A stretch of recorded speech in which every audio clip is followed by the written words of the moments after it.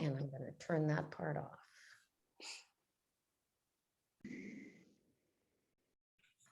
So, welcome everyone. My name is Susan Howe, and I'm the president of the Truro Historical Society. And I'm very excited to be here to introduce you to Barbara Anne Kearney and several local Truro poets who are here to read their work about love. The Truro Historical Society is the managers of the Highland House Museum and the Cobb Archive.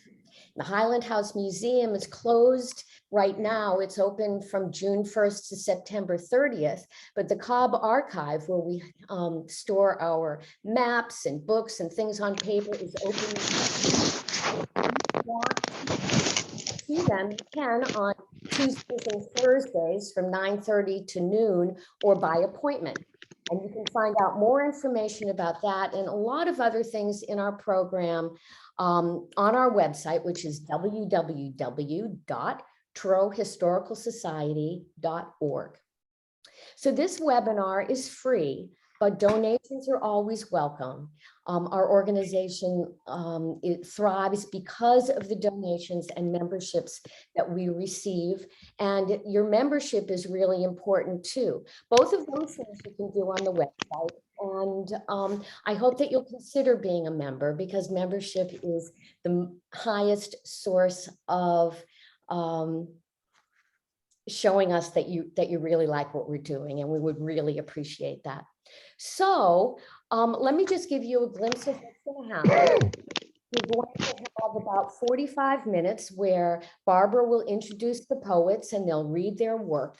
If you have a question or a comment, you can put it in the chat feature, which is at the bottom of your screen, about midway into the list of icons at the bottom. And we will keep all the chats, and then at the end, Barbara will go through them and help go through, answer questions, or she will read your comments and pass them on to the other poets. And so I think that's it. And so it's time to move on. And I want to take this opportunity to introduce you to Barbara Anne Kearney, my friend, a Truro Historical Society volunteer, and a homeowner in Truro. She's a genealogist, she's a writer, and she can tell you more about herself. So thank you so much, Barbara, for being here, and welcome. Thank you, Susan. And thanks so much, everyone, for gathering tonight. So you may have wondered, why is this called a love-in? What is a love-in in this era or in this context? So the ingredients of our love-in, well, first, I suppose, thanks to the persistence of the plague, it is another night in, a virtual night in, as opposed to when we met for real for a night out back in the before times. But our love-in most definitely has a lineup of terrifically talented poets. Those poets are willing to freely and generously share their artistic gift. And let's see, what else? Our love-in has to have a cause to sort of gather around. With Valentine's Day around the corner, it was quite natural that we could explore and celebrate the mind-expanding, consciousness-raising, heart-opening, heart-breaking subject of love. And finally, a love-in of this sort needs a widely willing and receptive audience, ready to be touched. So we know that you are that audience, eager to give in to the warmth and delights of beautifully crafted and compressed language that is poetry. And so it is with tonight's event, new life and a special meaning into that hippie countercultural phenomenon, the love-in. So be prepared to receive and give some love. My name is Barbara Anne Kearney, and I am a wash ashore, happily active in the Truro Historical Society in various capacities since around 2014.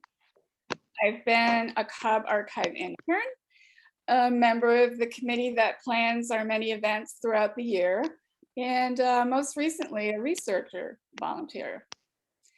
While I'm not a poet, I am a writer. And like many of you, I'm sure I turn often to poetry to feed my soul and to nurture my inner life. As a writer, I'm especially grateful for poetry since I find it keeps my creative spirit loose yet sort of nimble. A few of the poets reading tonight I met in Rosalind Pace's wonderful memoir group. And it is in large part due to my experiences there that I continue to plug away at a memoir in essays, which is largely about the strange and poignant longing and love, actually more of a compulsion, that I felt early on for my ancestors. I felt it since early childhood. So that is an interesting form of love in my own life. I want to take a moment, though, to mention another writing project, since it might be of interest to lovers of Truro history. One of Truro's beloved landmark buildings, the Cobb, exists because of what, it exists because of what is often a potent form of love, the love of place, especially one's place of birth. And the Cobb building, which as many of you know, was initially the library, but now serves as the archive for our organization, was a gift to his beloved Truro from Elisha Cobb in 1912. So I've written a short history of the building and about the Cobb family of South Truro and Swampscott. One of the more interesting threads of the narrative is the story of how Nellie Cobb, after being on quite a different life path, found her way back to love and life, a new life in Truro at Cobb Farm with her husband, Dick McGee, her second husband, a dashing war veteran, purportedly, and actually a younger man. So in the same vein of local history, I just want to mention another forthcoming book by one of the Historical Society's own, Norman Pope, who is a beloved historian, a former columnist, and a Cobb volunteer. And he has just completed a biography of another memorable and colorful character from Truro's past, Fat Francis, spelled P-H-A-T. Some of you who know a little bit about Truro lore may know of Fat Francis. So both the Cobb story and Norman's lore are forthcoming later this year. Fingers crossed. All right, so now on to this evening's program. As Susan mentioned, the chat feature, I really hope that you will use it. It is really the way to participate. So we hope to have time at the end for some interaction, sharing any remarks or questions or comments that you leave there. So now it is my delight to introduce the poets who are reading tonight. They are, in order of appearance, Keith Althaus, Marjorie Block, John Bonanni, Marianne Larkin, Patric Pepper, and I think I've had Rosalind out of place, but of course Rosalind Pace. Due to a pressing family member, Margaret Phillips cannot join us this evening, but we will still experience her presence through her poetry, which Roz will be reading. Liz Bradfield is also, unfortunately, unable to be with us this evening as well. So off we go on a promise offered by these lines by the poet Jane Hirshfield. One breath taken completely.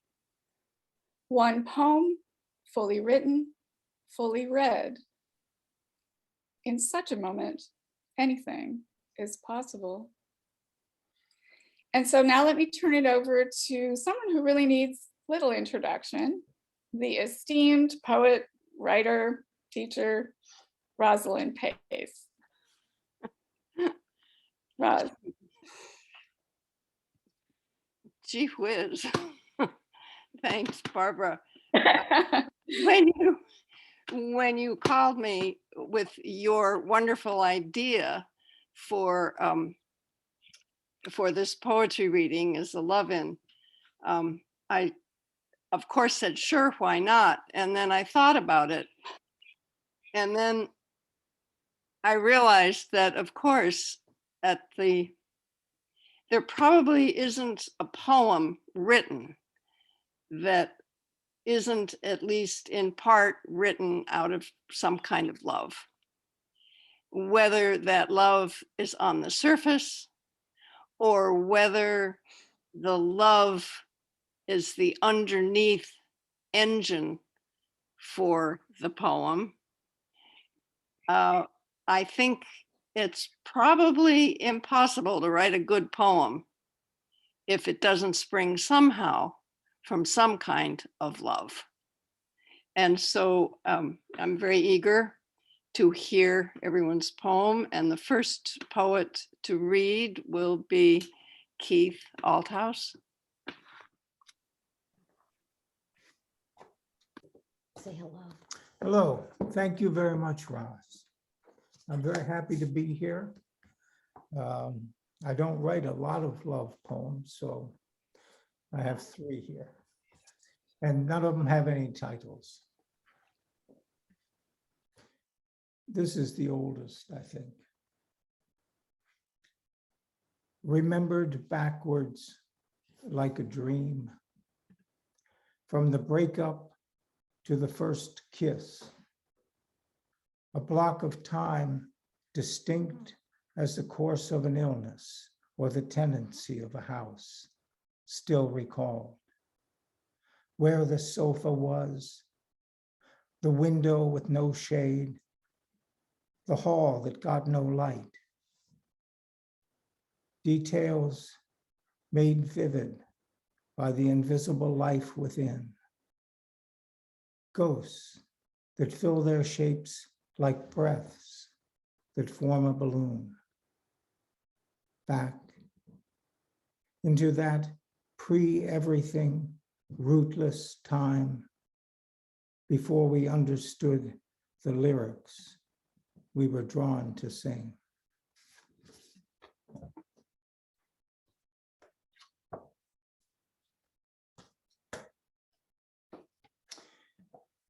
And again, this one has no title.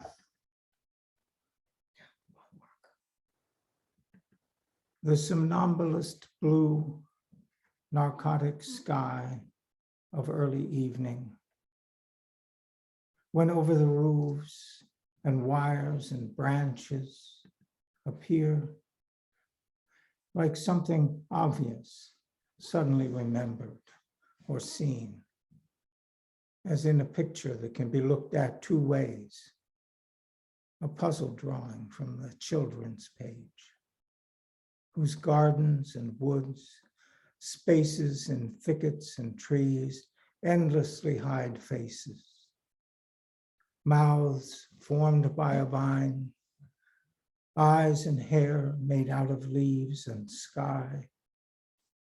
So now, suddenly seen as always there, appear in the beginning of the night above me.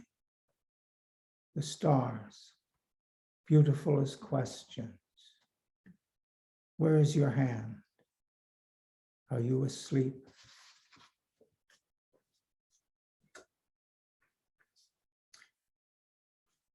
And this is the last one. When the air rushes in where we have been, and our absence is everywhere. When the sky full of insects and birds fills up the space where we stood, and a hummingbird stalls in your heart, and a crown of bees circles my head. And when the grass pushes back the last trace of this weight, and our footsteps climb with the dew, may these words remember us. when our breaths have blown away and our names have turned to stone. Thank you. It's my great pleasure to introduce Marjorie Block. Thank you so much, Keith. Those were just beautiful. Well, these two gentlemen, if you can see this, some of you may know who they are. They're actually Gerald Stern and all of a sudden I can't, Stanley Kunitz. And they've been on my desk for a long time. I don't know if you can see them. And they just sit on my desk. And so I think about them a lot. And this is a poem about them. Two old poets. I just want to say that Rosalind and Martin Desht are responsible for this picture, for this photograph. Two old poets. How lucky you are, I think, say aloud to the photograph. Lucky, lucky you, Stanley. Your long-knuckled fingers splayed on either side of Gerald's face, almost a squeeze, closer to a blessing. And Gerald, holding like two loaves of bread, your arms, the weight of them, holding words, memories. Few stop to listen, dance, remember the sound of a flat stone bouncing over water in widening arcs, concentric circles, open, no beginning or end, only the knowing of another. Lucky, lucky you, the two of you. Lucky, lucky you. And that's a little pamphlet of poems that Rosalind and Martin Desht put together. Wonderful poems. The next poem is a poem I wrote for my daughter, who's now 50, when she was a little girl. Fireflies.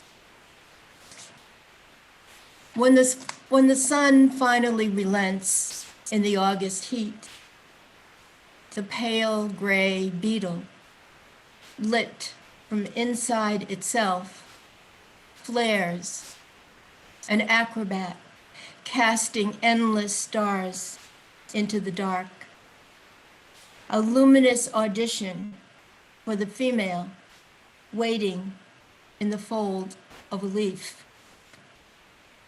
Between two summers, a pastel girl was transformed, like film in a darkroom.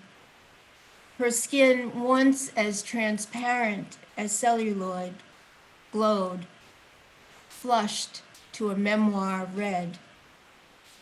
I watched her that year, gliding from mirror to life, half containing her glee at the nearness of flight.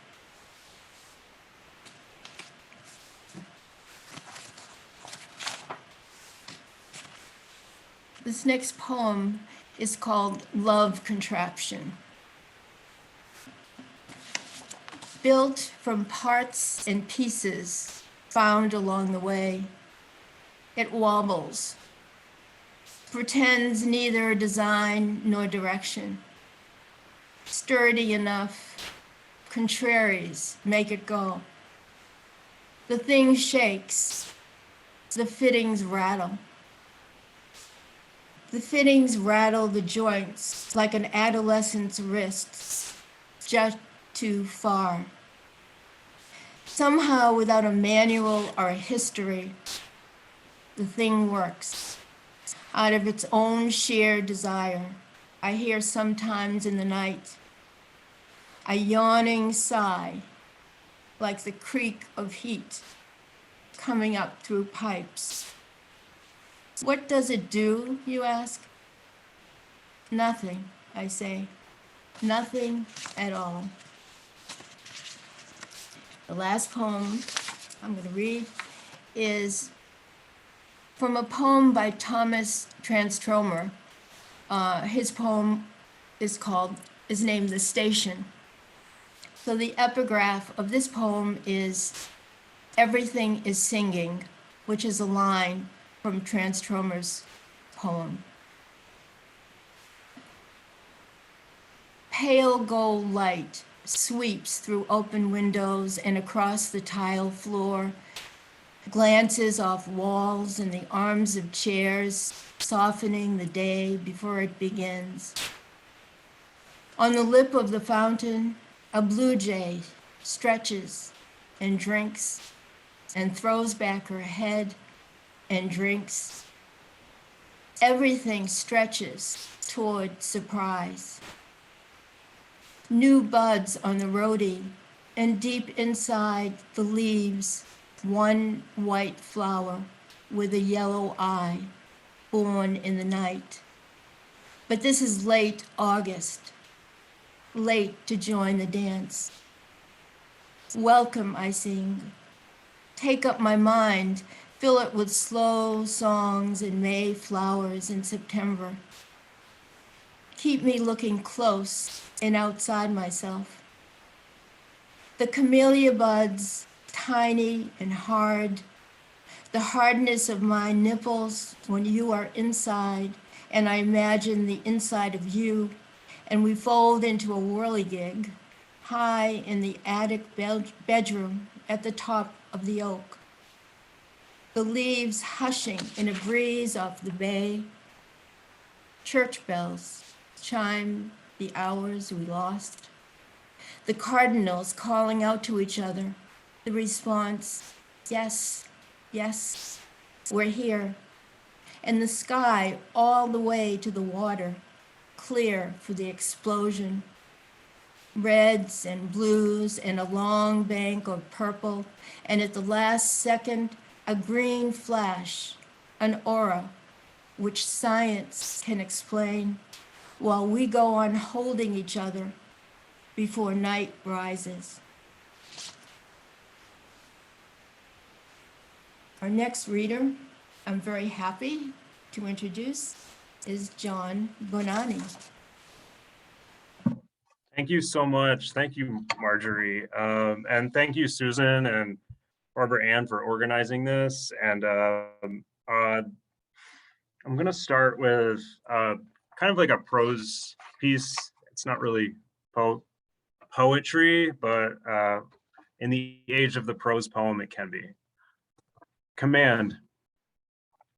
It's nearing Easter 2020. My lover David and I watch the 10 Commandments with Charlton Heston. We break it up across 3 days, 1 hour per day. I always associated Heston with the NRA, with white old man gun-toting America toxic masculinity, but it's true. The more I watch, the more Moses's shoulders and thighs seem to flex, seem to bulge out of the screen, oiled. In this narrative, Moses seems quite naturally gay to me, stoic, slightly neurotic in his ethics, and completely unchanged by every advance from a smoking hot Nefertiti. Part of me wants them to fuck just so I can see the balls of his bare arms, the sweat on his chest, his sleepy bedroom eyes.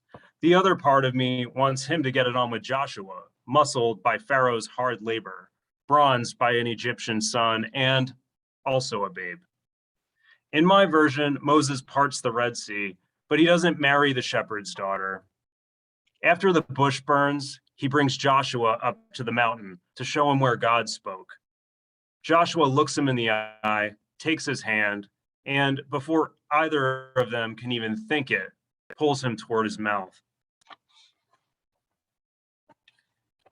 And this next poem is an elegy And I feel like, what is an elegy but a love poem?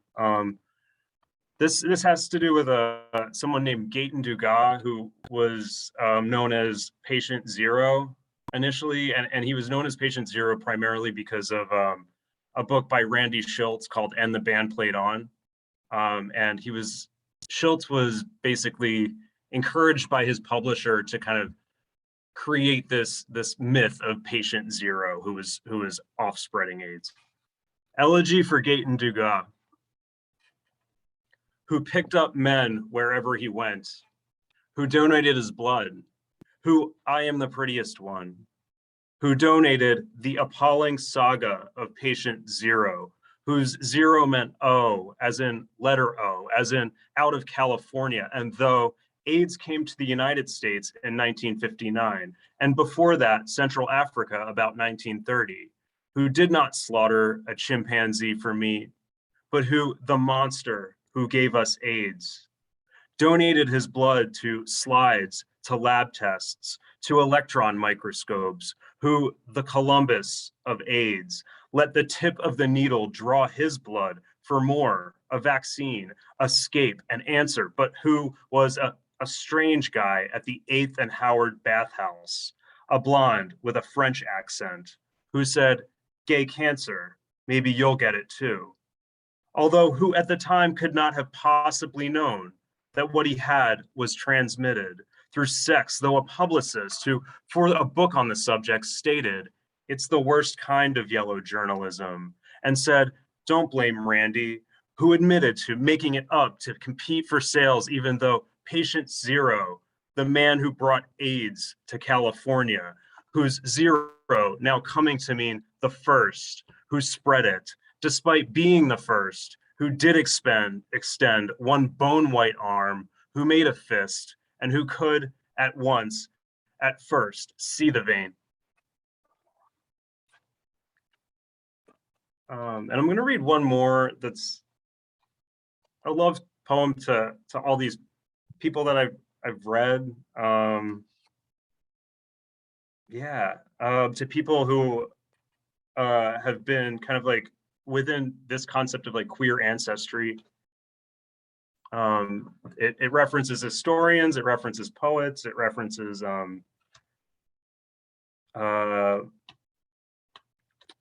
Michael Callan, who wrote How to Have Sex in an Epidemic, which was the first pamphlet that really like explained safe sex. References all of those. Last Supper. Dear David France, dear Peter Staley, dear Sarah Schulman, Audrey, D.A., and Paul, dear Matthew, Mark, Luke, dear John, at this, your maple table, you ask me to pull the ends out, set the leaf in, push harder so the ends set. You lay the purple tablecloth, move the bird, little centerpiece, roll out a blueprint, all the starched vestments. At grace, a man says, I am grateful for your wide eyes, the lashes that saved them, each corneal mirrored registration. You point to your eyes, say, I am grateful for these crow's feet, for the flecks of ash gray in each eyebrow. I am grateful, I say, that you hit reply, that you lived to tell it right. Dear David, dear Alan, dear Sarah, dear Jay, dear Richard Berkowitz, and Michaels Callan and Cunningham, Mark's Doty and Harrington. Dear love, birds take on the language of their feathers.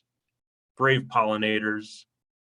If you rise from the table head, pick from your garden the largest rose and pass it, then here it is, bloodshot flora, plated for the banquet. I pick each petal, place it in my mouth, then let this tongue burn a flame blue.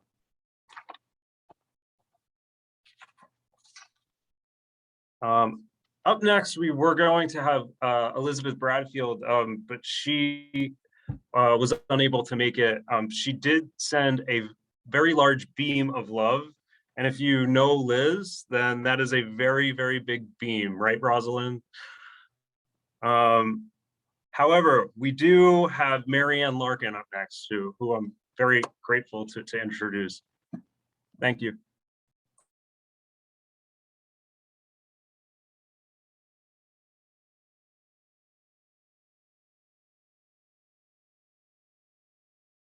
You have to unmute Mary.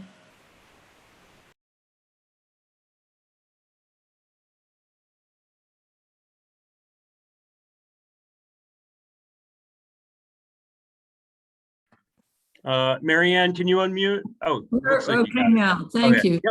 yep. Those are stunning poems, John, thank you. Photo of Patric.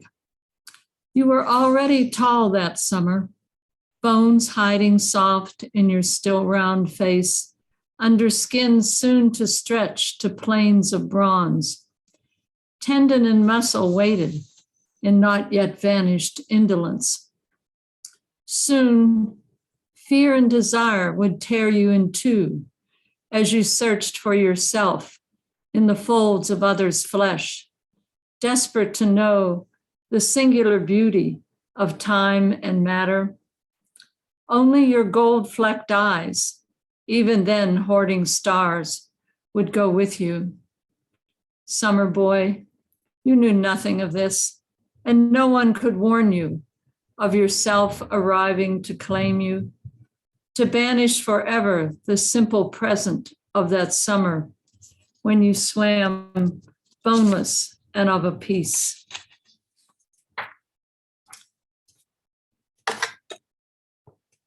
Car radio. After we crossed the Tappan Zee, the New York stations came in clear. Jazz and blues, the far out and the oldies, the Cleveland songs that taught me lust, the folk songs that lured you to the city.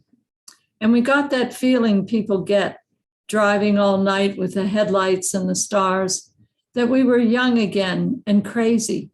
And we started singing, me belting them out, knowing only the words. You, your nuance and sound so fine, so heartbreakingly fine, singing Woody Guthrie's old song, This Land Is Your Land. That's when it happened. I saw you deep, not the tired guy home from the factory, not your neurons and muscles, but the place the song came from. I saw where you make your song. Change of heart. I thought this was going to be a poem about dentures. My cousin Dina's bubbling happily in her Pepto-Bismol pink bathroom at the family reunion. Or even Tony Bradley's, abandoned on the lid of his toilet tank in a gray bathroom which matched the waving stalks of fungi rooted unhappily in his no longer pristine night guard. But the poem had a change of heart after I read a whiny poem which pissed me off. As a little girl Catholic, whining was such an unknown in my mother's house that even when I became a grown-up ex-Catholic, whining stayed in the same class as Tony Bradley's night guard. So when Savina, an ex-Catholic girl who also never learned to whine, popped her chemo pills and dodged her Sicilian husband, we went partying in Cleveland, a city of clouds and no hope, where people soaked their dentures quietly and waited for August. But Savina and I stormed forth in midnight snow to eat falafel and hummus at Tommy's, polka in a Croatian bar, and hang with Sid Gold in Irv's all-night deli, discussing Italian opera. And though Sid's dentures slipped now and then, we, Savina and I and Sid, once even broke into La Donna Mobile. And my last poem, The Grandmothers. The grandmothers stand silent as mountains, make caves of their bodies, where the children curl like bats, gibbering for their mothers. The grandmothers pay no heed, sorrow just a rain that falls, They stand past sadness, outside indifference and justice, more solid than what we call love. And now I'm happy to introduce Rosalind Pace. Okay, thank you, Marianne. As usual, I love listening to your poems. Oh, thank you, Rosalind. Okay, so I have 2 poems here. And the first poem is called Final Exams. And it's a poem that the source of the poem is a tragic day. In when the day when Kennedy was assassinated. But the poem is a love poem. Final Exams. On that November day, a month that held last aspen leaves golden against the bluest sky, I woke to see the mountains covered with snow. On that November day, before schools closed for winter break, the girls at Zarguna School in Kabul gathered for exams. Black uniforms, black tights, white headscarves, white as their breaths in the frosty air. On that day, the crooked wood stove in the corner hardly warmed them as they bent over their exams, stubby pencils in freezing hands, slowly writing answers, not in Dari, not in Pashto, not in Arabic, languages they already knew. Dear teacher, they'd say, we are learning the English, but it is difficult. I pretended not to notice whispers passing answers from row to row, because after all, they were born knowing how to help each other. But something was not right. The other teacher looked stricken. Later, she said, I'll tell you later. I could hear small groups of students in the courtyard giggling. I couldn't imagine what had happened. But then she told me. Time stopped. This was November 1963. Sharp, cold air, smell of feeble wood smoke, cold concrete, damp wool. Time went on and on. Exams must finish, dear teacher. The huddled girls in the courtyard, they were not quietly laughing. They were weeping. They were holding each other and weeping. Blue sky arched over Kabul. That November day, the mountains were covered with new snow. One grief, one schoolyard, one world around the globe. Where are they now? Where are they, those girls who wept, those girls who were learning how to say, this is a book. Is this a book? Yes, it is. This is my book. Is this your book? Yes, it is.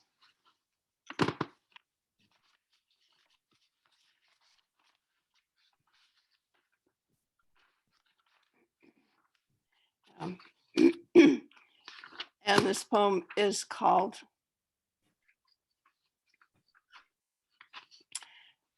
How to Eat a Pomegranate.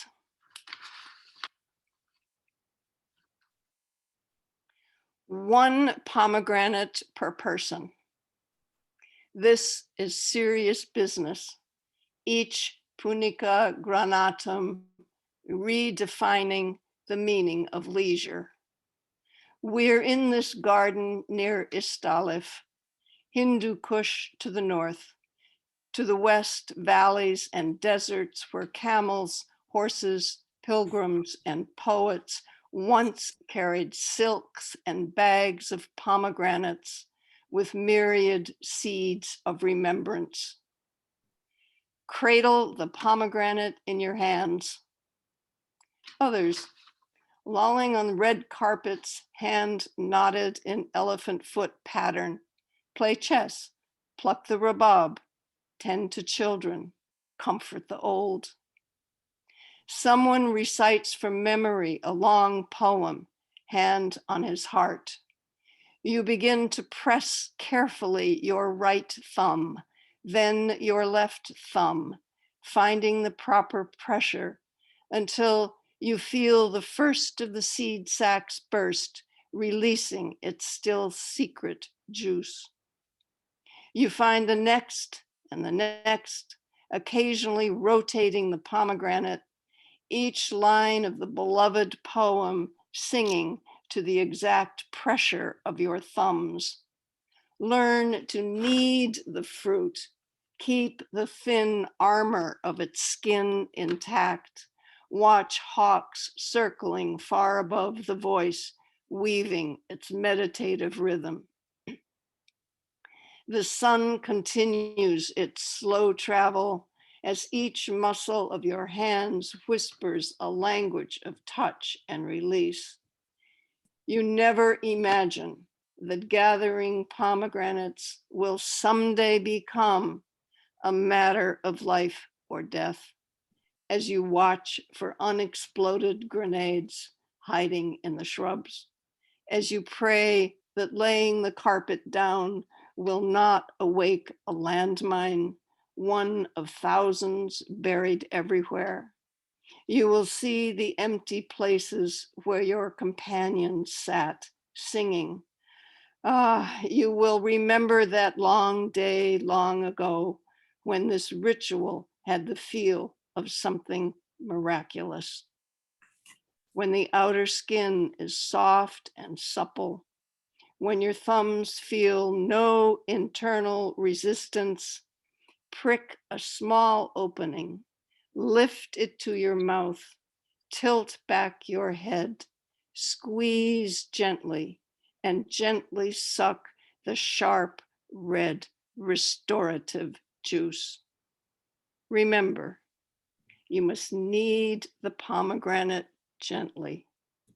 Don't break the skin, causing spilled juice to cover your hands and loose shirt like blood.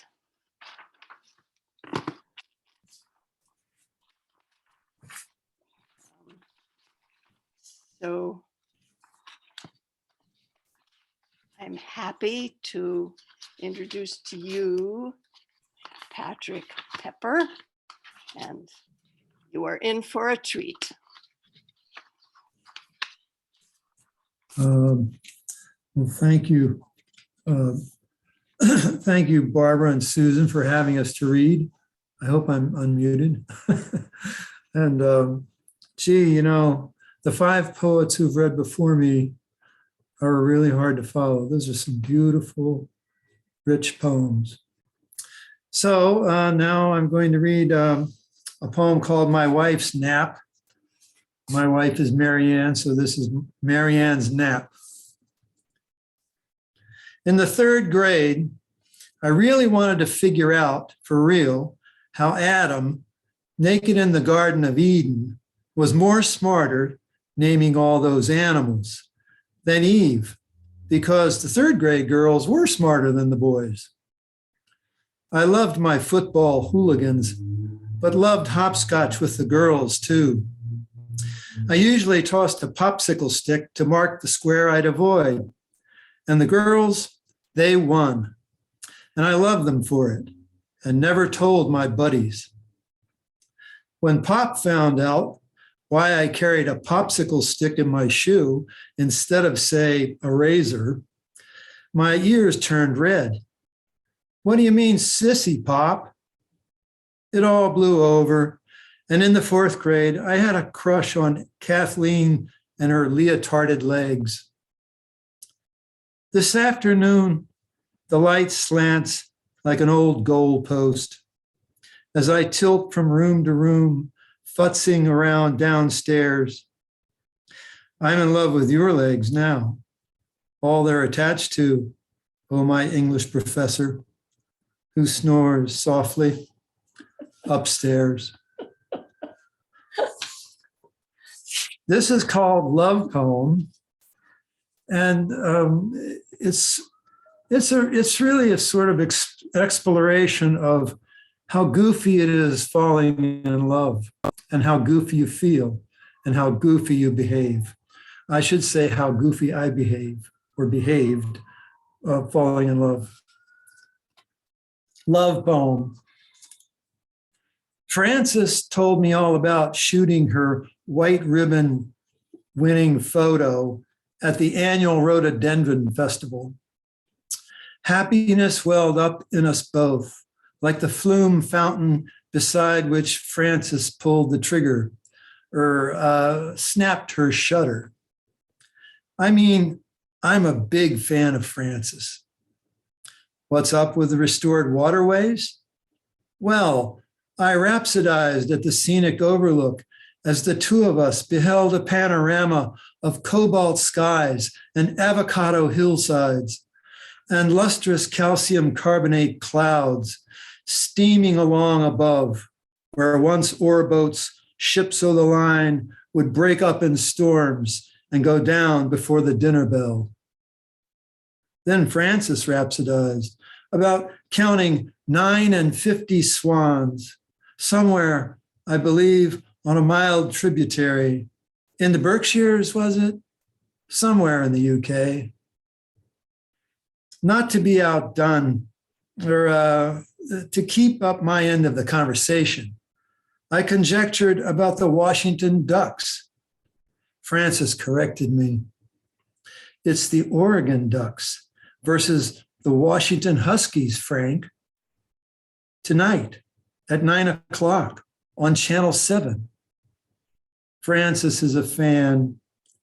I allowed as how my TV set did need a few new tubes or microchips, and smiled. I think someone's in love.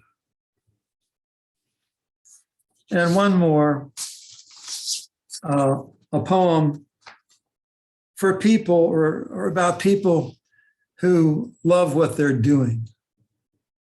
It's called Old-Fashioned Painters. Beside our road, the lilacs rush into a robin's egg of sky, a palette knife of green, a brush dabbing lavender, the eye following toward infinity, which is at least, say, 12 feet tall. No one in our vicinity stops to explain this fragrant wall, but the painters line Pond Road, easels, big floppy hats, pleasantly strange. They frame it quick, stroke by stroke, loving what they rearrange.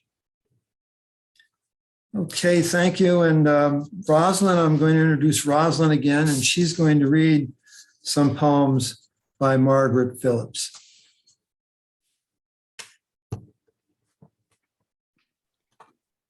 Margaret is at this moment in her SUV somewhere between here and Indiana.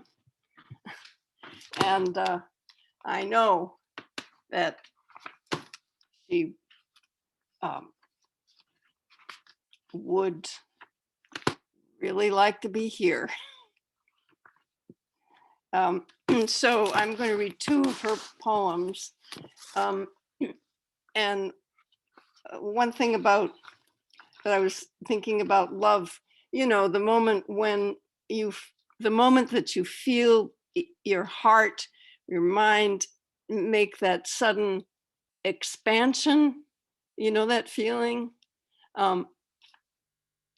which I call love. Both of these poems do just that. And her first poem is Wringing a Wet Towel in Zero Gravity. The man in the space station takes his time pouring, but the word pouring is not the action I see. It's an action I don't understand. Should I say infusing? No, I don't know a word for it. The towel accepts the water, except for a few bubbles which bounce slowly in the film frame. The man says the towel is sopping wet. He sets the wet towel in front of him, lets it remain motionless at chest height. And then his hands come back to the wet towel. The spaceman wrings the towel. Wring is the right word. It says what I see. Water slowly sheathes the wrung towel. I see the water sheathe his hands and his wrists like gloves. He shows the camera his gloves of water. The gloves of water ooze in little waves over his wrists. Freed water bubbles float in the compartment near the spaceman's head, breaking into ever smaller pieces and float around his head like baby words, like a halo, like a tiny solar system.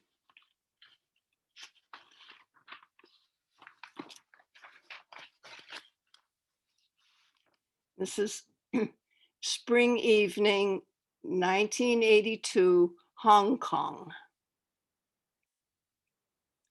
Windshield wipers move slowly across the cab's front window as rain eases the day's foreignness and heat in white raindrops smoothed by the slow wipers slap, slap, slap.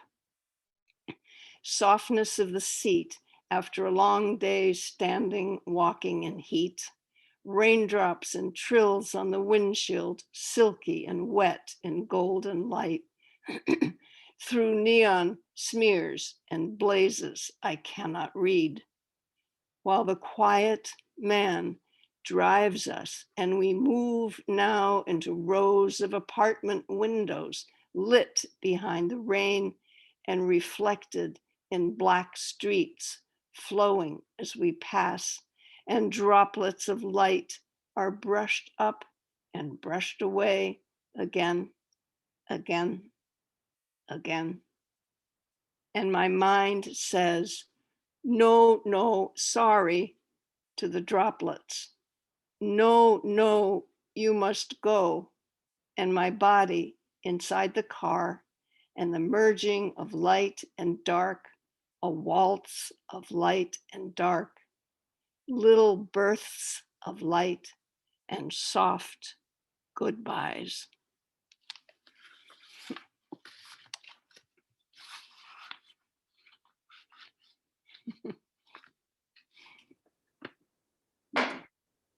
Well, thank you from the bottom of our hearts. Thank you to each one of you for enlightening and provoking us, for warming us, for moving us with lyricism, with your humor, with wonderful imagery, with your passion. Going to that chat box there, I don't see any questions. I'm suspecting a spellbound, kind of appreciative audience. There are many thank yous, of course, some love, as is quite appropriate. So maybe I'd like to open it up to the poets.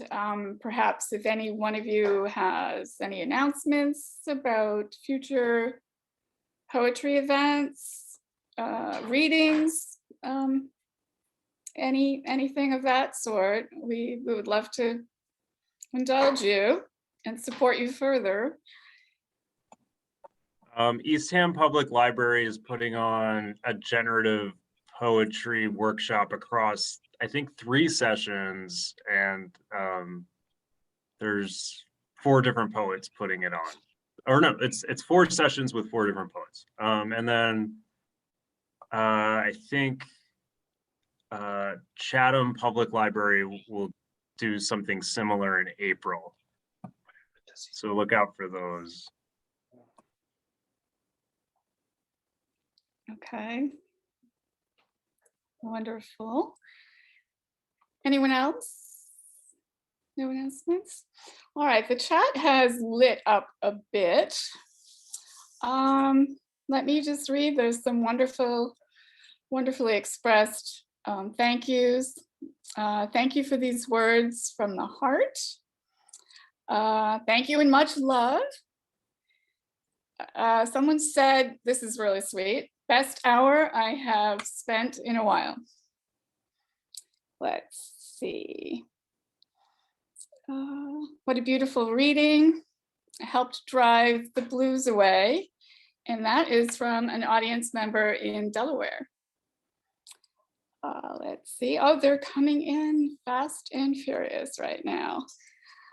Okay, there is a question for Roz. The question is, can you please tell us a bit about the background of your November 1963 poem? Yeah, sure. I was living and working in Afghanistan from 1962 to 1964, teaching English as a second language at the girls' school, first in Kabul and then in Kandahar. And so that's where I was. And the germ of the poem was to think about some important day in your life and try to go back there and see what happens and somehow bring it up to the present, which I couldn't help but doing. Okay. Yeah. Thank you, Oh, Roz. and I'll add one more thing to that. Sure. Something that that Brian Turner encouraged me to do when he was looking at my work, and because of all the recent history there,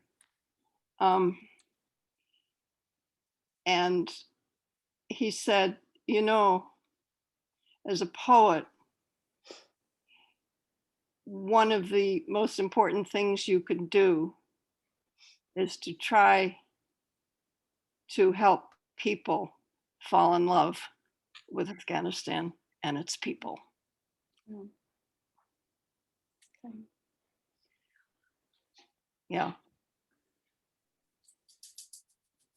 All right, I'm still peeking into the chat box. It's always fun to see where people are tuning in from. There are some audience members in Florida who, let's see, where is she saying? My heart is full. I feel like I've been transported all over. Let's see, someone from Pennsylvania. Also in the chat box is an announcement from Castle Hill. They want everyone to know that there is a poetry seminar starting next week, starting next Wednesday. So I assume you could go to the Castle Hill website for more information about that. Okay. If you guys, I'll just take one last look. Oh, another announcement for poetry fans and poetry lovers. There is a reading, an open mic at the Cultural Center in South Yarmouth on April 8th. So there is, of course, lots of poetry happenings on the wonderful, creative Outer Cape, which we're all so grateful for. All right, so let's see, one more minute. I apologize if we can't get to everything. I think we'll sort of wind down with a giant appreciative virtual group hug for all our poets. Happy Valentine's Day, happy Galentine's Day. Just a little personal note, love found me at mystical, magical Longnote Beach just a few years ago. So as we all know, anything and everything is possible in Truro. So keep love alive. We hope you will join us again, as Susan, I think, mentioned, but I'll mention it again. Our next webinar is March 9th at 7 p.m. when Mark Adams will be addressing coastal changes and challenges facing the Outer Cape. So registration links, again, can be found on the website and also in our monthly email if you're on our mailing list. So if there isn't anything else, Susan. Hi, I just want to comment. Thank you very, very much, everybody. The next webinar is at 5 p.m. Oh, 5 p.m. on March 9th. But anyway, Okay. thank you. That's my dog barking, saying that she loved all the poetry too. And thank you all for coming. And thank you, Barbara, for this wonderful webinar. Thank you. It was so much fun, such a pleasure. So peace and love, and I guess peace out. Take care, everyone. Thank you. Thank